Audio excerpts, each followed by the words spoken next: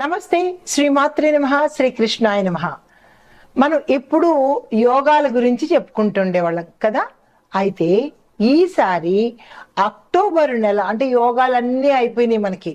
ఇంకా అక్టోబర్ నెలలో మాస ఫలితాలు అనగా మనకి అక్టోబర్ నెలలో మేషాది ద్వాదశ రాశుల వారికి ఎలా ఉండబోతోంది అనే అంశంలో ఈ యొక్క మాస ఫలితాలు, గ్రహస్థితులు మేషాది ద్వాదశ రాశుల వారికి ఎలా ఉండబోతోంది అనే అంశంలో ముందుగా అక్టోబర్ 1వ తారీఖు నుంచి అక్టోబర్ 31 వరకు 2025 సంవత్సరం మొత్తం ఈ నెల భాగంలో మనకి ఎలా ఉంటుంది, గ్రహస్థితులు ఏమిటి అనేది చూసినట్టయితే ముందుగా సూర్యుడు కన్యా రాశిలో తులా అంటే కన్య నుంచి తులాలోకి అక్టోబర్ 17న ప్రతి నెల మనకు వచ్చే సంక్రాంతి ఉంటుంది కదా, మాస సంక్రాంతి, ఆ సమయంలో ట్రాన్స్ఫర్ అవుతున్నాడు.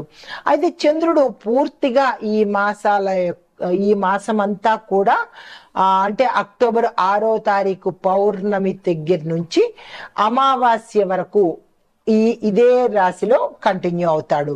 కుజుడు కర్కాటకంలోను, బుధుడు కన్యా నుంచి తులలోకి అక్టోబర్ 10వ తారీఖున ట్రాన్సిట్ అవుతాడు. గురువు మిథునంలో తిరోగమన దశలో సంచారం చేస్తాడు. శని భగవానుడు కుంభంలో తిరోగమన దశలో కొనసాగుతూనే ఉన్నాడు. శుక్రుడు సింహంలోను, రాహు మేషంలోను, కేతు తులాలో సంచారం చేస్తున్నారు.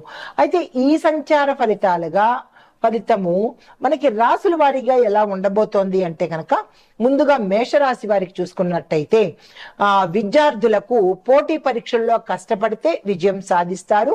ఐటీ కోర్సుల్లో కొత్త అవకాశాలు వచ్చేటట్టుగా గోచరిస్తోంది.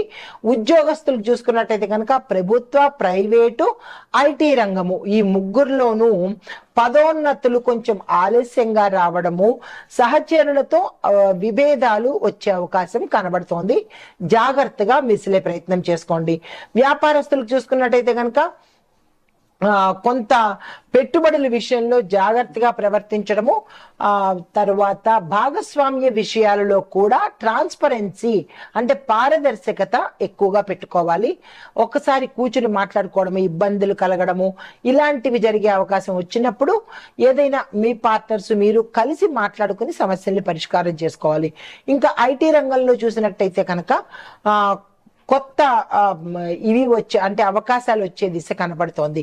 వ్యవసాయ రంగంలో చూసినట్టయితే కనుక వర్షాధారిత లాభమే పంటలు పండేటట్టుగా గోచరిస్తోంది. దిగుబడి కూడా ఎక్కువగా పెరుగుతుంది.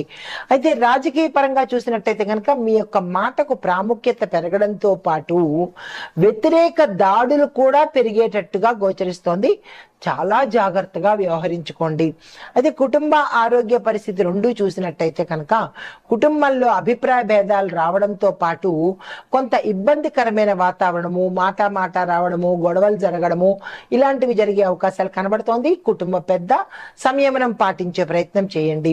అయితే ఆరోగ్యపరంగా చూసుకున్నట్టయితే కనుక రక్తపోటు, తలనొప్పికి సంబంధించి ఇబ్బందులు తల ఎత్తే అవకాశం కనబడుతోంది. అయితే మీకు పరిహారంగా మంగళవారం రోజు హనుమంతుడి ఆలయ దర్శనం చేసుకున్నట్టయితే కనుక మంచి జరిగే అవకాశం కనబడుతోంది. మీ పేరిట తులసి మొక్కని మీ ఇంట్లో కానీ లేదా ఆలయంలో కానీ మీ చేత్తో మీరు నాటే ప్రయత్నం చేసినట్టయితే కొంత సానుకూలంగా ఉండే అవకాశం కనబడుతోంది. నమస్తే.